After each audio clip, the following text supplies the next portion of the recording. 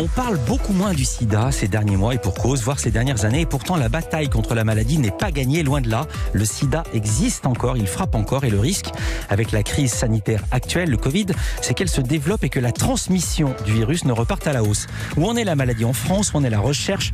Comment vivent les malades? C'est pour répondre à cette question, entre autres, que France 3 consacre une soirée spéciale à la lutte contre le sida. Aujourd'hui, il y aura un film, 120 battements par minute, de Robin Campillo, puis un débat autour des 30 ans de combat contre le VIH. Bonjour Carole Gessler. Bonjour. Merci d'être avec nous. Vous êtes la présentatrice, faut-il le rappeler, du 19-20 sur France 3. Et c'est vous qui allez animer ce débat. Débat auquel va participer Fred Colby. Bonjour. Bonjour. Vous militez au sein de l'association AIDS. Vous êtes séropositif et vous racontez votre parcours et votre combat dans un livre. T'as pas le sida, j'espère. C'est le titre aux éditions Libri Nova. Carole Gessler, cette soirée est organisée à la veille de la journée mondiale de la lutte contre le sida. Où en est la maladie? Où en est ce combat? Écoutez, c'est vrai qu'on l'oublie un petit peu et c'est normal. Nous sommes tous, on va dire, concentrés sur la lutte contre la Covid.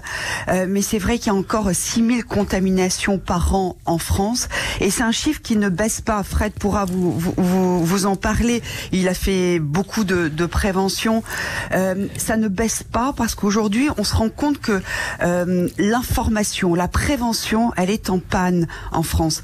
On a fait un petit reportage où on montre bien que les jeunes, la capote, le préservatif, on le prend moins, c'est moins un réflexe en soirée, qu'on connaît pas tous les traitements préventifs qu'on peut prendre pour se protéger quand on a des comportements à risque ou des traitements qu'on peut prendre post-exposition quand on a eu un comportement à risque. Donc aujourd'hui, c'est vrai qu'on en parle moins. Je pense que c'est Didier Lestrade qui sera notre invité aussi ce soir, qui lui a été des premiers combats d'Act Up dans les années 90, qui a inspiré notamment le film 120 battements par minute et qui nous dit finalement cette maladie, elle est passée de mode. Alors qu'on ne guérit toujours pas du sida. Il faut pas oublier ça. Le virus, il reste toujours à l'intérieur de l'organisme. On l'anesthésie, mais on n'arrive pas à guérir de cette maladie. La phrase de Didier Lestrade fait froid dans le dos, même si je sais qu'évidemment c'est ironique, mais passer de mode comme si une maladie pouvait être à la mode. Pourquoi organiser un débat, Carole Gessler? Est-ce qu'il y a encore des désaccords concernant la lutte contre le sida? Non, il y a pas de désaccord. Il y a toujours d'autres priorités, je dirais. Professeur Françoise Barré-Sinoussi, qui a co-découvert le virus en 83, qui sera notre invité ce soir, elle nous dit il y a encore des combats à mener, justement pour qu'à un moment donné dans les traitements on soit encore plus opérationnel. Il y a toujours ce vaccin, ce virus, il est retors. On est toujours face à un mur, mais on progresse.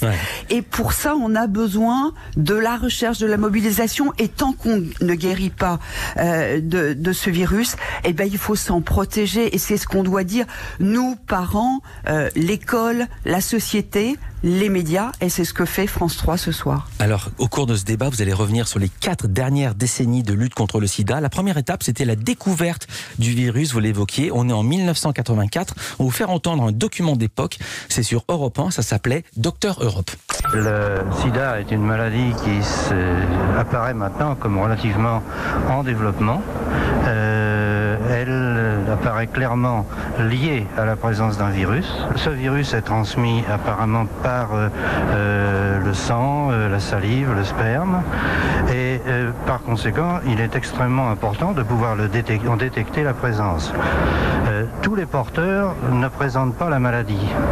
Par conséquent, il existe des porteurs qui apparaissent jusqu'à nouvel ordre comme étant des porteurs sains.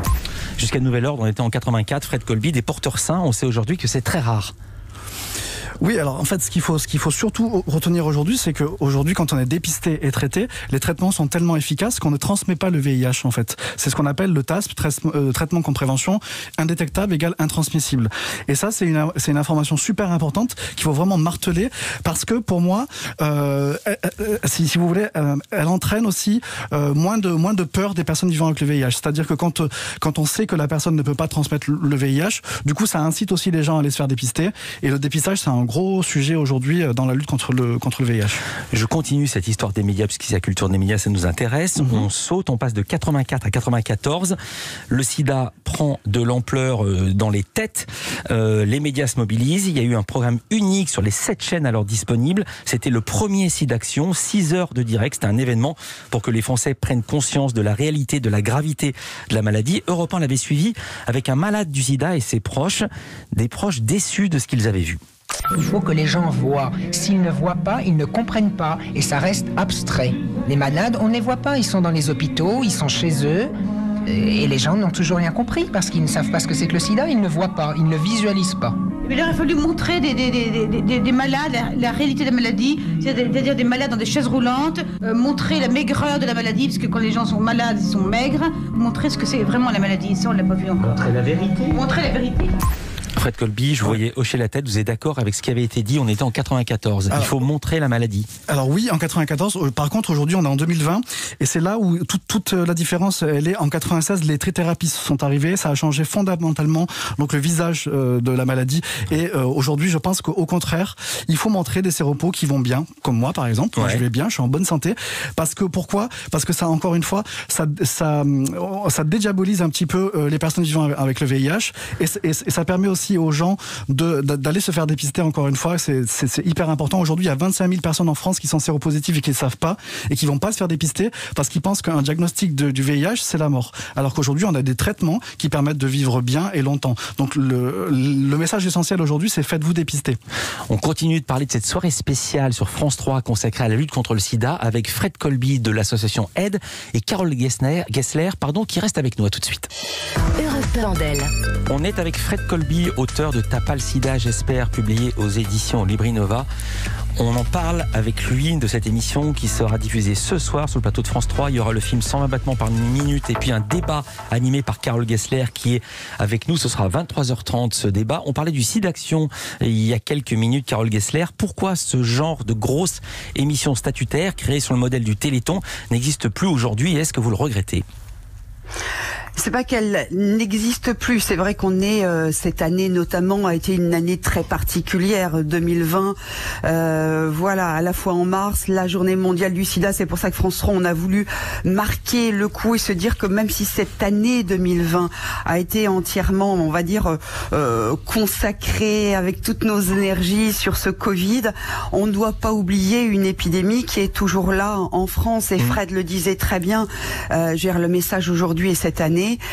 C'est vraiment se faire dépister, parce que si on se fait dépister, on peut avoir un traitement de suite au bout de 6 mois, 8 mois, avoir une charge virale indétectable, donc on n'est plus, on ne contamine plus son conjoint. Fred, peut-être que vous pouvez le raconter, vous vivez avec votre compagnon qui est séronégatif. Ouais, en fait, voilà. Moi, je suis dans un couple séro-différent, donc mon conjoint est séronégatif, et mon traitement protège mon partenaire, en fait. Pour rire, il dit des fois que je suis son préservatif vivant, quoi.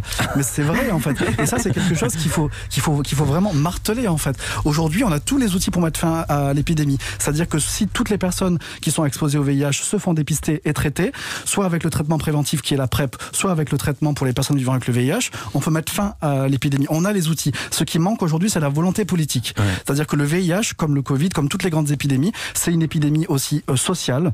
Donc on n'est pas tous égaux par rapport au VIH. Il y a des populations qui sont plus exposées. Lesquelles ? Alors lesquelles ? Les hommes gays et bisexuels, les personnes nées à l'étranger et surtout les femmes d'origine Afrique subsaharienne. Aujourd'hui, c'est les publics les plus exposés au VIH. D'accord ? Et malheureusement, c'est aussi les publics qui subissent le plus de discrimination. On le sait, la Seine-Saint-Denis, c'est le département le plus touché par le VIH. Il se trouve que c'est aussi le département le plus touché par la Covid-19. Tout ça, c'est pas un hasard. C'est pour ça que AID lance demain une grosse campagne donc autour des discriminations que vous pouvez trouver sur le site de AID, et pour expliquer qu'en fait les discriminations sont aussi liées aux contaminations. Justement, dans la lutte contre l'exclusion sociale, c'est ce qu'a choisi de mettre en avant l'association AID dans sa dernière campagne. On écoute. On m'appelle parfois le séropo, d'autres fois le malade. Pourtant, je m'appelle Erwan. Le VIH m'atteint. Certains m'enfoncent. Avec AID, je me relève. Fred Colby, le sida, c'est encore une maladie honteuse ? Mais oui. Malheureusement, en 2020, parce que ça touche à la sexualité, parce que ça touche à l'intime. Moi, quand je fais des témoignages, il y a des gens qui me disent, t'avais qu'à mettre une capote, ou tu l'as bien cherché. On est toujours dans la culpabilisation des séropos, comme s'il avait fait exprès. C'est comme quand on dit à une femme qui s'est fait violer, t'avais qu'à pas mettre une mini-jupe. Enfin, on est vraiment dans un discours très moralisateur, très culpabilisant, et il faut arrêter avec ça, en fait. En même temps, pardon de dire ça, mais beaucoup de maladies sont toujours honteuses. On continue à dire qu'une personne est morte des suites d'une longue maladie parce qu'on n'ose pas prononcer le mot cancer. C'est vrai. La recherche a fait des progrès assez remarquables au point d'avoir transformé un virus meurtrier en maladie chronique. Ouais. L'un des pas décisifs, vous l'avez dit, c'était la trithérapie. Il y a eu des témoignages, un témoignage recueilli à Europe 1 en juin 96. C'est ancien et pourtant on a du mal à s'y faire. Les gélules doivent être entre 30 et 40 par jour, ce qui est lourd. Je les supporte relativement bien, j'ai cette chance-là, mais c'est lourd, c'est difficile à avaler. Il arrive des moments où les gélules installées sur la table avant le repas, on a du mal à les prendre. Mais bon, on les prend quand même, mais c'est pas toujours facile. Que de progrès accomplis en 25 ans, mais c'est dingue de constater à quel point les mentalités évoluent lentement, malheureusement beaucoup moins vite que la recherche. On ne meurt plus du sida en France aujourd'hui, ou alors vraiment à la marge. Alors c'est très très rare en France les cas de gens qui décèdent. Il faut savoir que le sida c'est le stade avancé chez les personnes qui n'ont pas accès à un traitement. Donc en fait chez les personnes en général qui ne sont pas dépistées, qui ignorent et qui au bout de plusieurs années sont hospitalisées en stade sida. Mais aujourd'hui plus de 90%, même presque 95% des personnes dépistées sont sous traitement, en charge virale indétectable et ne peuvent pas transmettre le VIH. Et moi, je réagis par rapport à votre extrait. Et effectivement, les trithérapies, quand elles sont arrivées en 96, c'était une révolution parce que tout à coup, les séropos ont dû faire le deuil du deuil. On leur a dit qu'ils allaient mourir, et là on leur a dit en fait vous allez vivre, d'accord.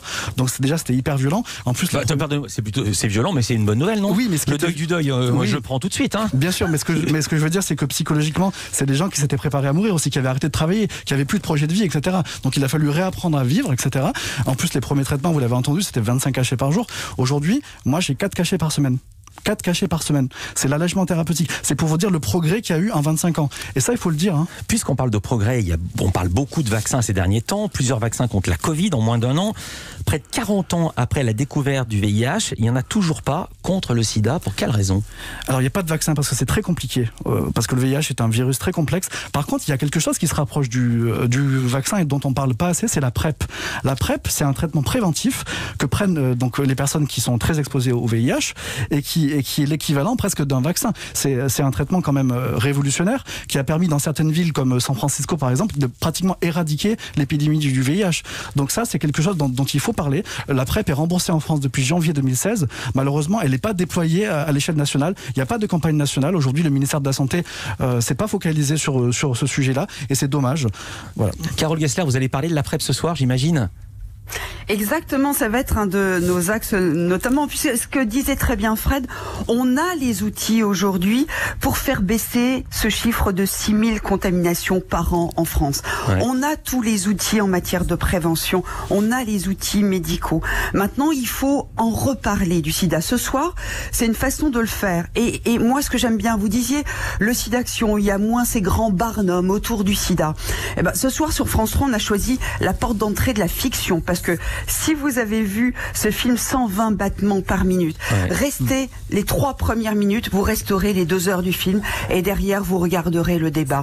Je crois beaucoup au filtre de la fiction, inspiré évidemment d'un moment vrai d'Act-Up avec ce combat des militants au début des années 90. On est dans la violence, dans l'urgence du combat et vraiment je trouve que c'est une autre façon de parler de cet enjeu de santé publique. Et franchement, c'est une responsabilité collective, je le disais, c'est à la fois l'école, les médias, les parents, la société dans son ensemble. Merci beaucoup Carole Gessler. Je rappelle que vous serez ce soir sur le plateau de France 3 pour animer ce débat consacré à la lutte contre le sida à 23h30, donc après la diffusion de ce film assez extraordinaire, 120 battements par minute. Merci également Fred Colby d'avoir été avec nous sur ce plateau, auteur de T'as pas le sida, j'espère, avec un point d'exclamation, un point d'interrogation, c'est évidemment ironique, c'est publié chez Libri Nova. Merci d'avoir été avec nous tous les deux en direct sur Europe. Dans un instant,